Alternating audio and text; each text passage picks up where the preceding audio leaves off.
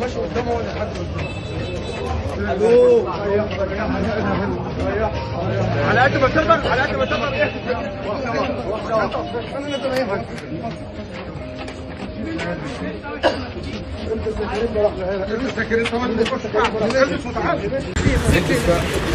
ها ايه ده شويه وقفوا ثاني يا جدعان ايه وقفوا طب امال ايه بس يا اخوانا انت تقدر توقفه انت تقدر توقفه انت تقدر توقفه كمان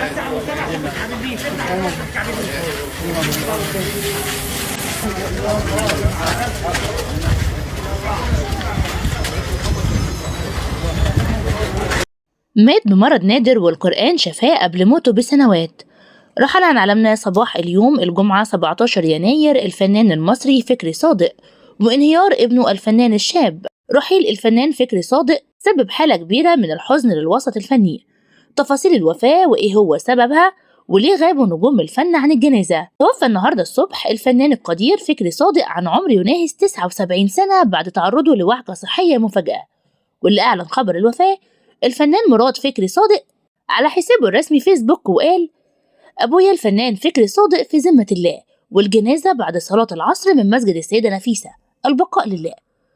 أقيمت صلاة الجنازة بعد صلاة العصر في مسجد السيدة نفيسة بحضور عدد من الأهل والأصدقاء، وشهدت الجنازة حضور بعض الفنانين منهم الفنان منير مكرم عضو نقابة المهنة التمثيلية الذي ساند مراد فكري صادق خلال تشييع الجثمان. وخليني أقول لكم إن الفنان فكري صادق اتعرض لوعكة صحية في الفترة الأخيرة، حيث أصيب بمرض في النخاع الشوكي، وده أثر على حركته بشكل كبير، وكان بيتلقى العلاج بالقرآن. أما في أيامه الأخيرة فتدهورت حالته الصحية وأصيب بأزمة قلبية أنهت حياته.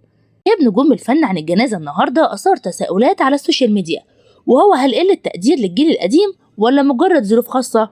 الجمهور كان متوقع يشوف تقدير أكبر لفنان عاش حياته في خدمة الفن. ياريت كلنا ندعيله بالرحمة والمغفرة.